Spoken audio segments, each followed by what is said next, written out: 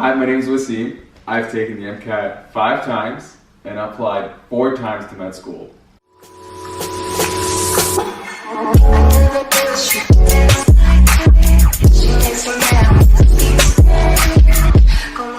What is up, guys? Dr. Progress here.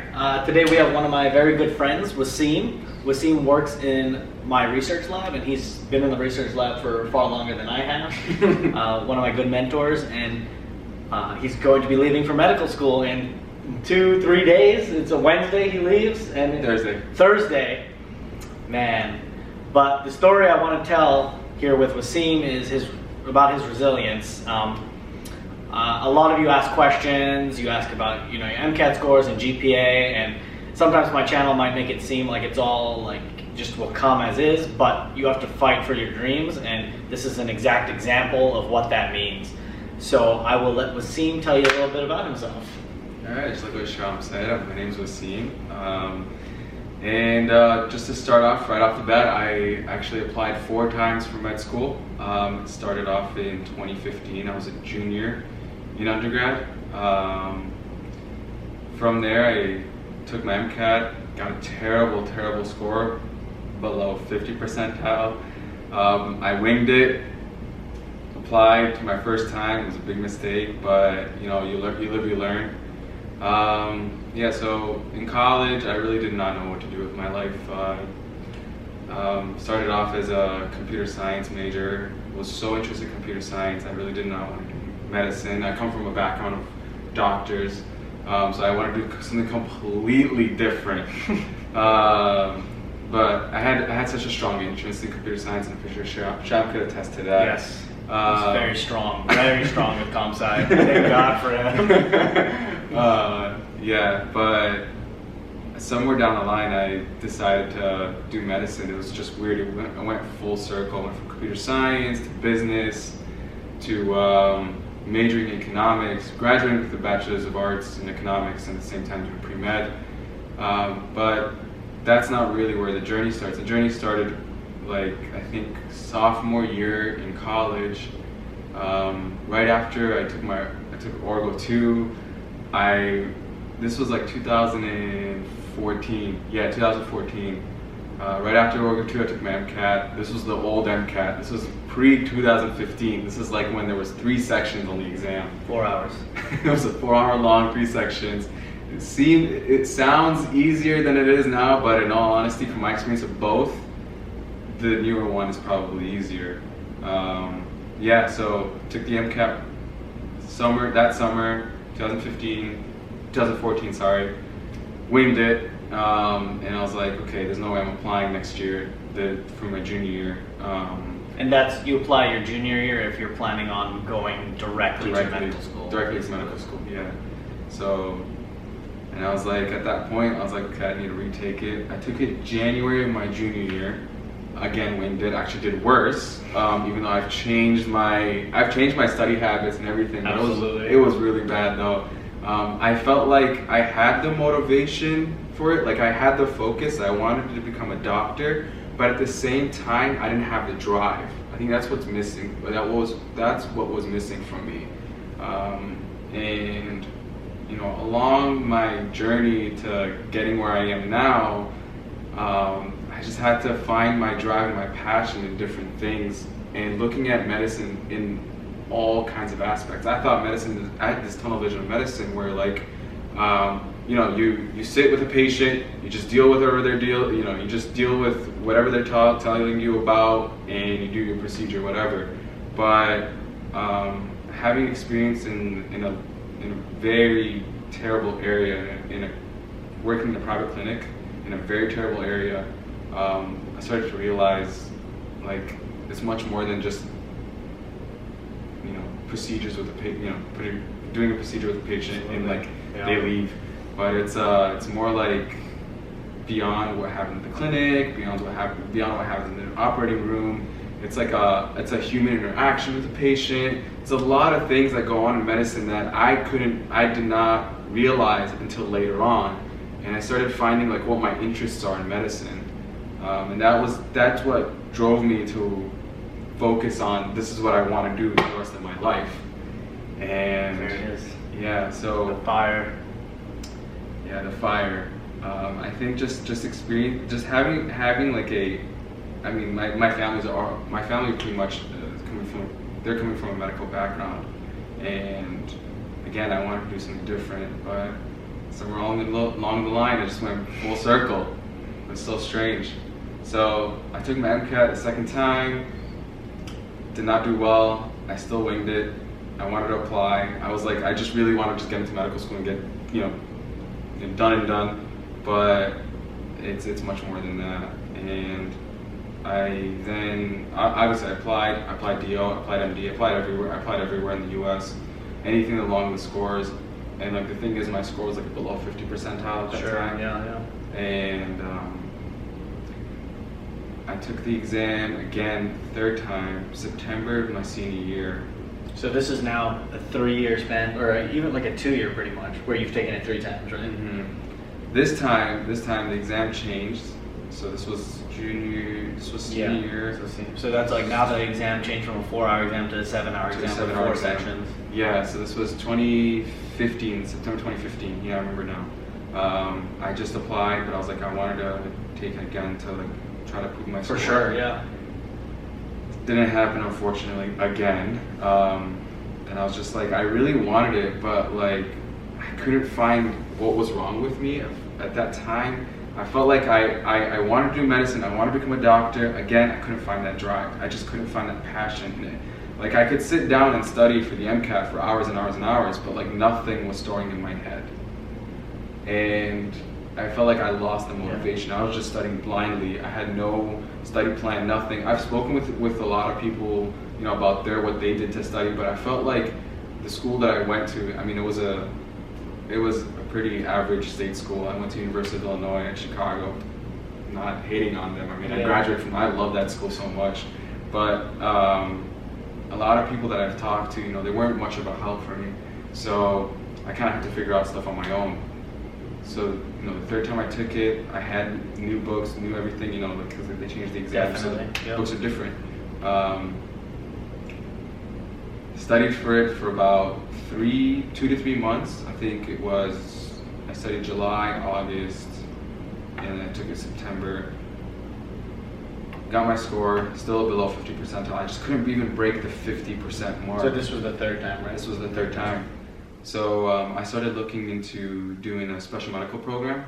These are the types of programs where people like me at that time who wanted to go into medical school, but like just in terms of their application, they looked weak. So like my application was pretty much my Mcat, which was pretty low. My GPA was okay. It was about a 3.65 at that time. Which generally speaking, so that's a good GPA. And then when people normally ask what they need to be competitive, like I've said in my other videos, I always tell them like a 3.7 is a solid GPA, so 3.65 is still a solid GPA. Yeah. Below a 3.6, you're starting to get in danger territory. Yeah, that's true. Yeah. Below 3.6 is pretty dangerous, but like I was at 3.65. It's not that bad. I slowly improved it second semester of my senior year, but we'll get into that later. Basically, around October, November, I started looking into special medical programs. Now, there's a couple of types of special medical programs. There's ones that are post-bacs where you really don't get a degree, but you kind of do like a crash course on the MCAT, kind of year-long MCAT course. Second one is you get it's a graduate school degree, a master's in. For me, it was biomedical sciences. I did it in North Chicago. They were pretty much like a boot camp for medical school, where I actually took courses with medical students. I had the same lectures, same exams. Even like our averages were weighed against theirs, so like they compared us to their medical students. And I remember they were warning us so many times. They were like, if you get anywhere below a B in any of the courses, your chances of medical school is like gone. So at that point, around when I was applying, and they gave us so many warnings about it, they were telling us how tough it would be.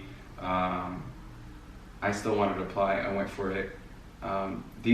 It's just as a side note, these programs are pretty expensive too. So you need to make a good decision whether you financially, whether you really want to do this or not, because it's for me it was pretty much, my program was like 50,000, and you know, graduate school, it's a year. It was a year program. There's some that are 2 years. Yeah. I applied to some 2-year programs. You could do like a master's in physiology or something like that.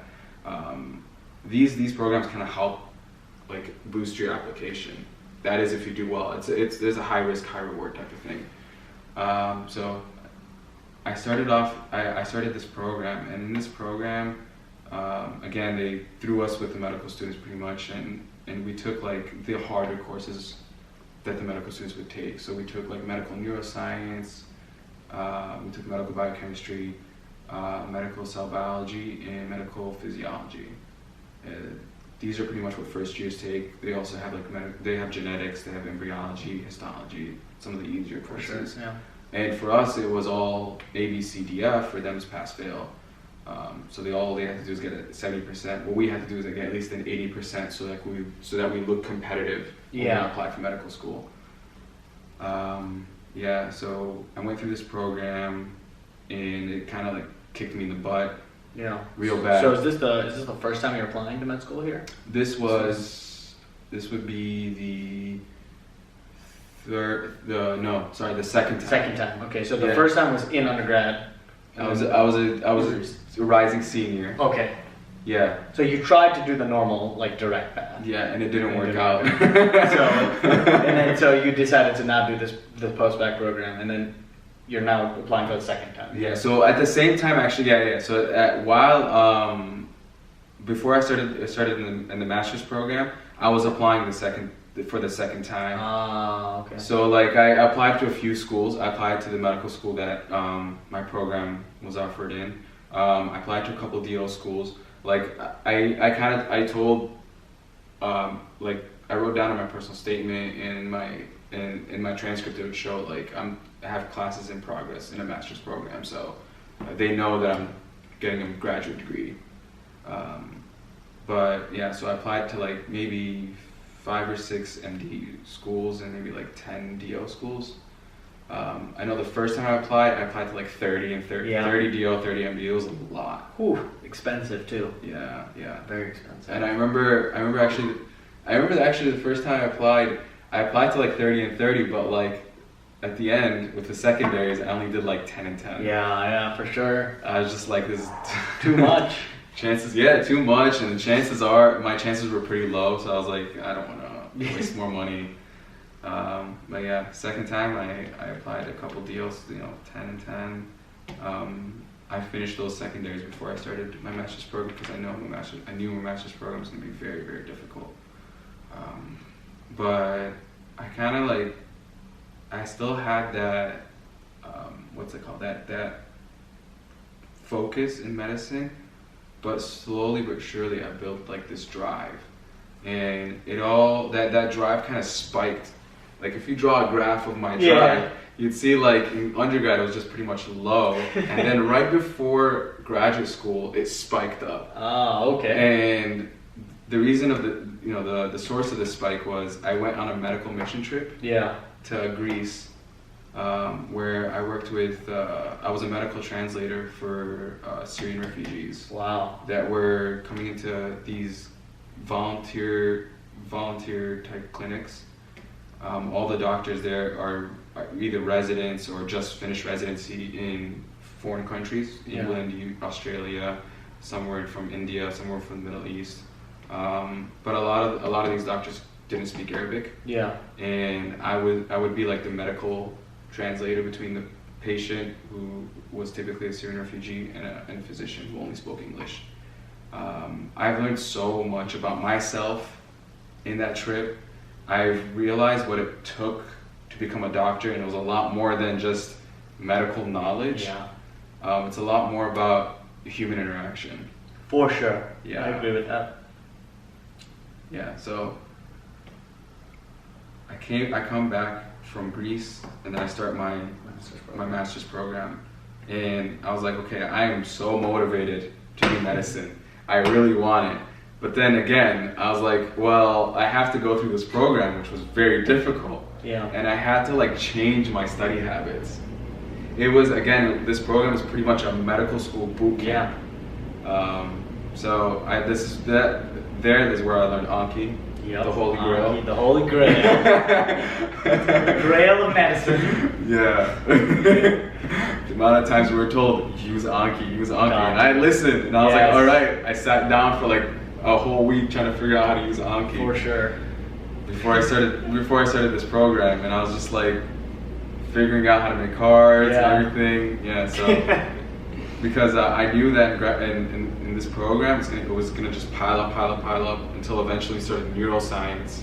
And neuroscience, as you may know, medical neuroscience it's demanding. It's a very demanding course. It's a lot of stuff in a short period of time. Yeah, ours was like we had pretty much all medical neuroscience in 2 months. Yeah, 2.5. I don't know about you guys. We had 6 weeks. 6 weeks. For neuroscience. Yeah. It was a lot. It was a lot in 6 weeks. Yeah, we had like yours was neuroanatomy and neuroanatomy. But for us, so like some medical schools do anatomy mixed with their courses. Ours, we heavily focus on anatomy during, like, we have an anatomy course that goes for 7 weeks, and then in each class we touch on it again. So for us, I guess if it was your first time going over neuroanatomy, then you needed to spend more time. Yeah, for us, we had anatomy before neuro or any organ block. Yeah. So we already covered stuff, so they didn't have to redo that. Yeah, they didn't let us do they didn't offer anatomy for us. They only offered it to the medical students, obviously. But for us, they said like we're not allowed to do any clinical work, which was weird. It's a weird program, but like I wouldn't recommend that specific program. I don't want to hate on it. Yeah, no, but it's changed now, though. It's changed now. But when I was taking it, there was the last year where they allowed the medical. Where they allowed us to take our classes with medical students. Now they separated it. It's completely different. Gotcha. Yeah. So in that whole year, it was like, I had to drive, but now I have to like figure out, am I willing to go through whatever I went through in this master's program for 4 years? Yeah. Before I get to, residency and eventually become a doctor for the rest of my life. In that program was a struggle, and I had to like change so many study habits. It's no longer like in undergrad, like you could spend about 2 to 3 hours a day to study. Yeah. And you get at least a B in all your courses, B or A. For sure. But I know from my experience in grad school, 3 hours is barely anything. Definitely. You need I remember on average I studied probably about 12 to 14 hours a day, and then when neuroscience came in, it was like pretty much 20 hours a day. A whole day. It was a whole day. And like for us, it was all A, B, C, D, F. Yeah. For medical students, it's different experience for sure. And what sucked is I remember my days in the library. It was like I'd be studying, like it would be 9 p.m. would hit, and you'd see no M1s there. No, definitely not. It was just all grad students. Oh my god. For medical students, it's all study what is high yield. Yeah. For us, it's like we gotta study high yield and low yield. Yeah. To get that A. For sure. Yeah. So, I finished grad school. I get my master's degree, and I was like, okay, I wanted to apply to med school, but at the same time, my Mcat was pretty low. Grad school GPA was low in terms of numbers, but in terms of like it's grad school, it's pretty high. I mean, I ended up with a 3.4 for sure graduate GPA. I mean, looking back at that program, our average GPA for our class was like a 2.8. Wow. It was that difficult. And I remember actually we started off with 110 students, and then we dropped eventually to like 70 students by graduation time. Insane. Yeah, it was that difficult. I mean, if you feel like you don't know whether you want to do medicine, or like if you feel like you want to get into the medical field, but you don't know you know, some people are just like, if you have that drive, you can get to there. But some people, like, you want to find your drive. And for me, it was going through that program. I found my drive, and I figured out how to study for medical school before I even started. There you go. Yeah. That's the way. So I graduate, master's program, and I was just like, before graduation, I was trying to figure out what I want to do in my gap year, because I was like, well, my Mcat score is low. I still didn't get into med school. This was the second time I applied. Like, pretty much I got rejection after rejection. At that point in time, this was 2017, I probably got a total of, out of the 2 times I applied, I probably got a total of like 35 rejections. Wow. 30, 35, 40. 35. Like, it's crazy. I probably messed up that number somewhere, but like, it was a lot of rejection. A lot of rejection. I remember my Gmail was just like, oh man, one after the other. One day I got like 5 rejections at once. It was, yeah. So I had to figure out what I want to do, and I was like, okay, I think the best option here for me was to do some research. Yeah. So from there, just like, I applied to a bunch of research labs. I applied to about 30 research labs around Illinois, where I'm from, the Midwest, and I also applied to look for like NIH positions.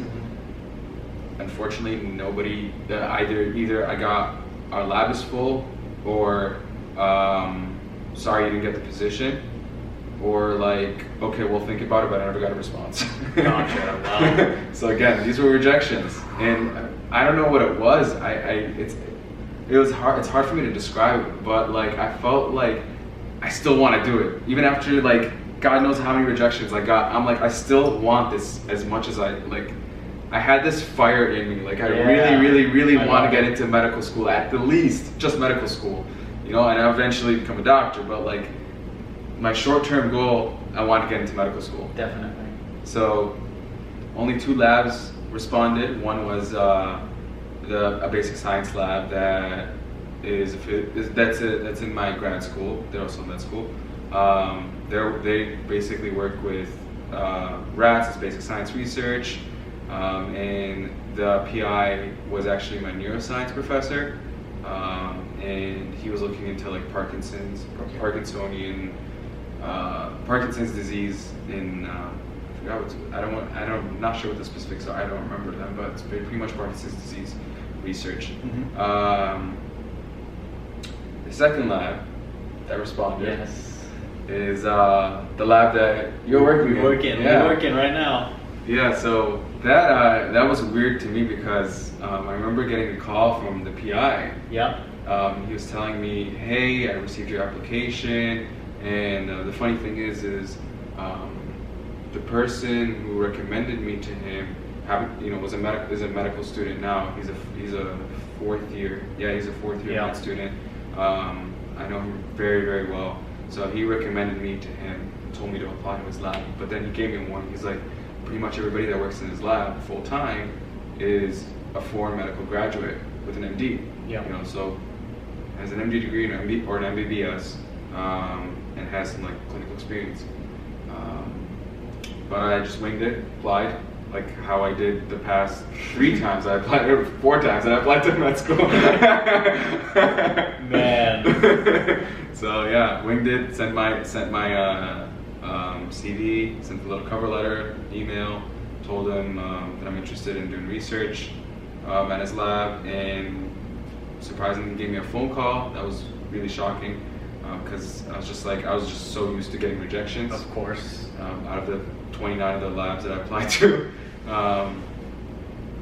He called me and he's like, hey, we received your application, you know, based on the recommendation of this one med student that I know very well. You know, we're looking to move forward with your application, so I just want to do a little interview. He had a few questions about my CV and my background and my educational background, like what I did, what my major was. So I studied economics. At that time, I had such a small background in statistics. Yeah. I pretty much took only like 3 stats courses. One of them was econometrics, which is basically like study of economics through stats. That was probably the most beneficial course I've taken. And the funny thing is, when I was taking that course in my junior year in college, I was like, "There's no way I'm using this." Yeah, here he is. Here he is right now. Now it's the stats king. Now it's pretty much like an important part of my job. Yes, extremely important. Without him, there would be no stats in existence in our lab. So it was one semester course, and it's now become such a massive. You never know what you're going to use, and that's an important thing, because most things we learn in college are pretty useless, I would say. Yeah. In terms of real life use, but you know, this always pay attention. But definitely pay attention. So you've been in the lab for like 3 years now, right? And in that time of being here, he's obviously integral part of the lab. No, wait. So you said 3? No, I've been here for 2 years. 2 years. 2 years. 2 years. But he plays such an important role in everyone's projects, both the foreign grads, medical students, and basically undergraduate students. Yeah. Everyone. He plays an integral part in all our projects. And so, even doing full-time research, he took the Mcat again, right? And you applied how many times during research? So I applied twice. One was right before I was going to start research. At that time, I took my Mcat fourth time. That was actually, I'm not sure if I went over that, but I took the Mcat literally, that fourth time, I took the Mcat a month after I graduated. Okay. So I pretty much had 4 weeks to study. But fortunately, like the background that I had in grad school kind of helped me for the Mcat and changed my thought process for the exam. I used Anki for the Mcat, which was a game changer. It was a big game changer. Yeah. And that was the fourth time. That was the fourth time I took it. I applied that time, and I had some promising results. I pretty much got, instead of outright rejection, I got waitlisted for an interview. Yeah. Or my application was on hold. They were pretty much saying like, "Oh, we'll see how our interview slots are, and then we'll eventually send you an interview if something opens up." Yeah. But it looked promising, but at the end it wasn't. Nothing came out of it. Work out. Yeah, it was all rejections at that point. And I remember that time I actually applied to, it was 20 MD schools and 10 DO schools, and I filled out all their secondaries this time. Yeah. Wow. So 30 schools. Yeah. My Mcat score was a 77 percentile at that time, so which was pretty average. So significant increase from before. So I went from like pretty much a 48 percentile to a 77. It's a significant improvement. Yeah. And I think the biggest change there between the 48 and the 77 was definitely the mentality. Yeah. Going through so much in grad school, changing my study habits, having such a big drive for medicine, that changed it. But I felt like an important factor, which was time, was crippling me. Yes. I only had time. a month. 1 month. That's so significant. That's such a small time. Yeah. But you did it. Yeah. That was the fourth time. That was the fourth time. time. So then you applied, again, and it just didn't work out. And this was before starting research, right? Yeah. So while I was doing research, I was just waiting for responses. It was pretty much all, we'll hold on to your application. It looks promising or something like that. But nothing from there. Nothing. It was all rejections.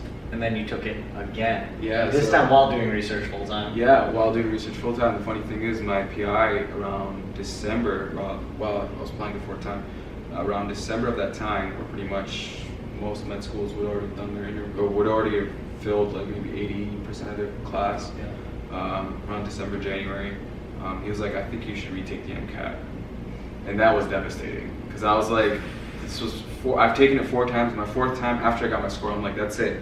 No more. I'm not taking it. I am completely fed up with it." Yeah. That's it. Most people would be fed up after the first time. So it took 4 times for me to say that. Times. Most people are 1 time and they're done. They hate it and that's it. 4. Now comes the 5th. Yeah. So you did it. And how long did you study the 5th time?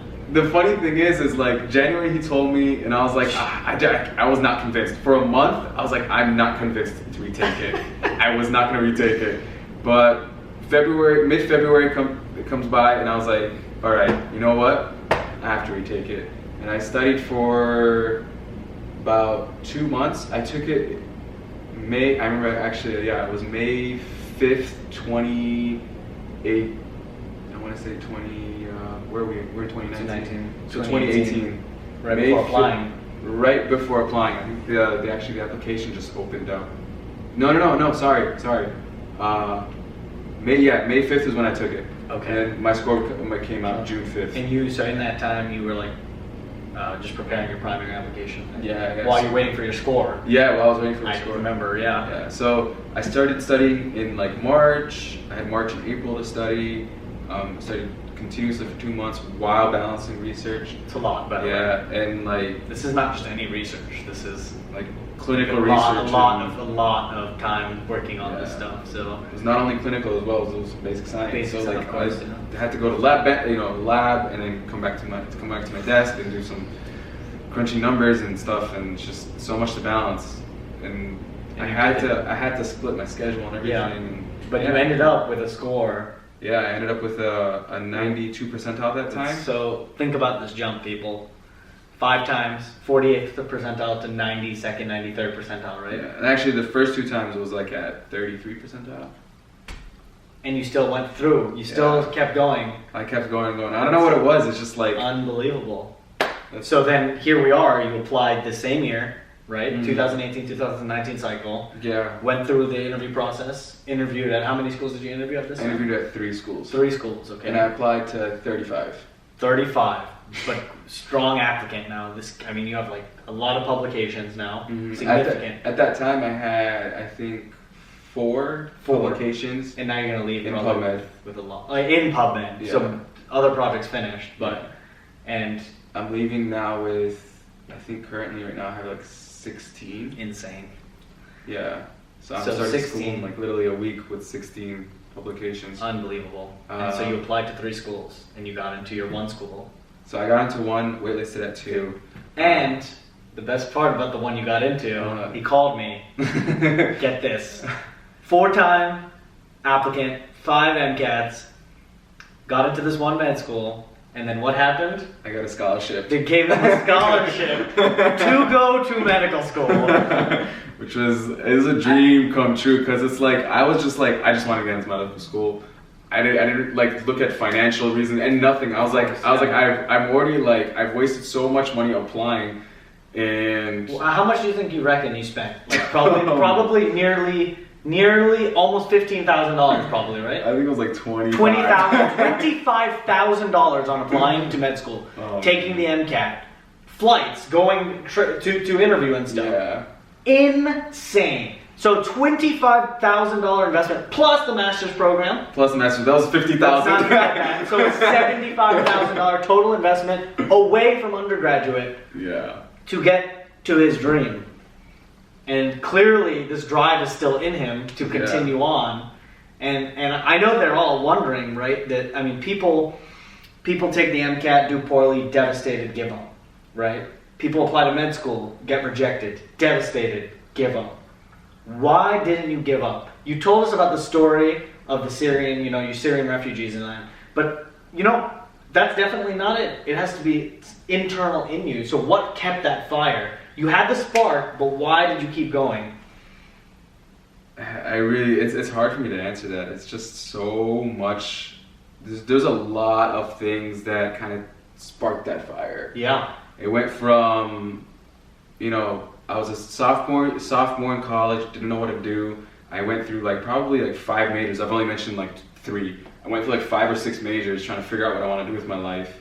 It went to working as a medical assistant in a pain clinic in the pretty much south side of Chicago, to getting more human interaction, getting more clinical experience, realizing what it takes to become a doctor.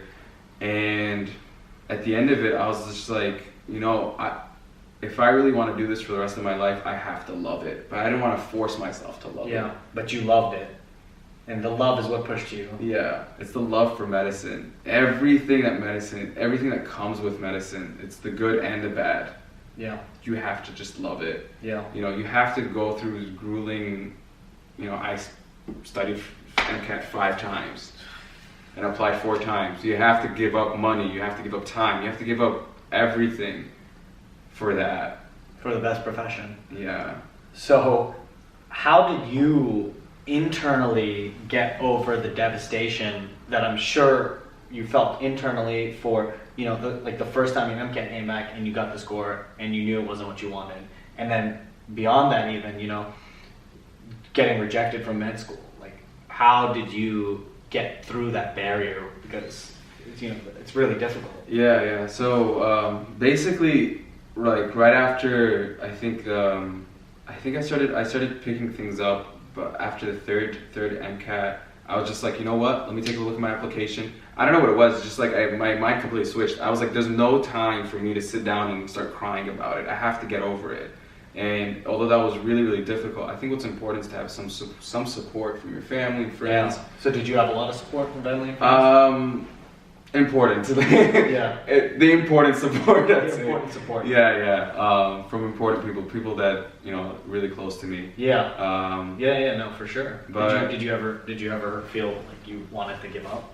Yeah. There's so many times I was just like, I think I should just look something else. Maybe I should go back to computer science or do something that I really want to do, or find a job somewhere, something like that. And did you feel like you would be happy? No. That's what it was. I think just realizing that, figuring out what makes you happy, that'll drive you. Absolutely. Yeah. So after the third time, literally after the exam, got my score, and I was like, okay, time to look at my application. What do I need to fix? What do I need to do to improve it? Everything. And there was like literally no time for me to like wallow. You just had to go. I had to keep moving. The wheels had to keep turning. And so, do you regret anything? I wouldn't say I regretted anything. No, because it really built some character and a unique personality in me, and just that drive, that struggle that I went through for 5 years almost.